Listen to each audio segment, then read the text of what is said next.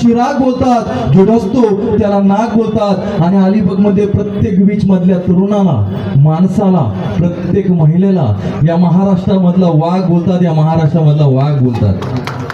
क्या बात आहे. तुमच्या टाळ्यांचा आवाज आला. पण खरंच आता मला असं वाटतं ना की मी बीचवरती आलो ना, मी मस्त मगापासून फिरतोय, पण माझ्या आयुष्यात आहे ना एकच कंडिशन आहे, एकच, की माझी आई सारखी पाठी लागली लगीन कर लगीन कर. आणि बीचवर नुसतं बघतो की इकडं कपल तिकडं कपल, मॅरेड बिरेड. म्हणला मस्त एक किस्सा मला सांगू वाटतं तुम्हाला. बीचवरती आलो, मस्त मस्त गाडी बिडी घेतली, एक मुलगी नुसती बघावी आणि बघतच राहावी. मी म्हणलो आई शपथ, आज बीचवरतीच माझं शुभमंगल सावधान होते की त्या व्यासपीठावरती एक पोरगी पुढं मी तिच्या पाठी. आपण कसं स्मार्ट आहे ना, त्या 10 रुपयाचा पावडर आका टाकून हसू. पोरगी पुढं मी तिच्या पाठी, पोरगी पुढं मी तिच्या पाठी. पाठून तिची आई आली ना, पोरगी पुढं मी तिच्या पाठी, पाठून तिची आई. पण आपण नाही घाबरलो का? बोला का? सगळ्यांनी बोला ना का? तुम्ही पण बोला ना का? काका नाही का? जोरात बोला ना का? कारण की पोरगी पुढं मी तिच्या पाठी, पाठून तिच्या आई. आणि तिच्या आईच्या पाठी माझा बाप येत होता ना.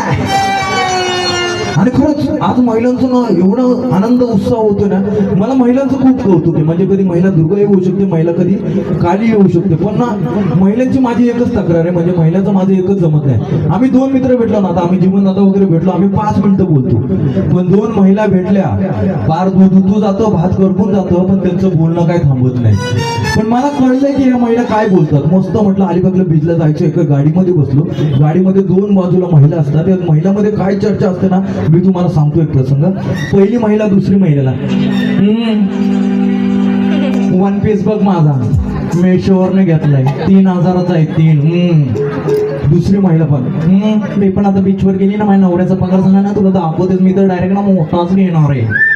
मला असं वाटलं 5 मिनिटं गाडीत थांबावं, अजून जराशी क्षमता ठेवली. परत 5 मिनिटांनी पहिली महिला दुसरी महिला, सँडल बघ बीचवरती मातीत पूर्ण नाही, वाटा आहे वाटा. परत दुसरी महिला, हा माझ्या नवऱ्याचा पगार झाला ना, तुला दाखवते मी पण घेणार वगैरे वगैरे. मला अक्षरशः असं वाटलं की रिक्षा सोडावी आणि चालत आपण बीचवरती जाऊ, पण जराशी डेअरिंग केली, म्हटलं अजून थांबव. परत पहिली महिला, नेकलेस बघ 3000चा आहे 3. परत दुसरी महिला, आता माझ्या नवऱ्याचा पगार झाला तुला दाखवते वगैरे वगैरे. पण त्यानंतर दुसऱ्या महिलेने पहिल्या महिलेला प्रश्न विचारला ना, अक्षरशः मी रिक्षा सोडून चालत आलो. तर दुसरी महिला पहिल्या महिलेला विचारते, एवढं सगळं बीचवरती जाण्यासाठी घेतलं, काय नोकरी वगैरे बदललीस की काय? त्या महिलेने एवढं छान उत्तर दिलं ना, नाही नाही मी नोकरी वगैरे नाही बदलली, मी डायरेक्ट नवराच बदलला. आणि खरंच प्रत्येकाच्या आयुष्यात वेगवेगळं घडतं. आता ह्या अलिबाग बीचवरती बघा ना, आता ठिकाणी या ठिकाणी नाना पाटेकर आले, नटसम्राट मधले या बीचवर.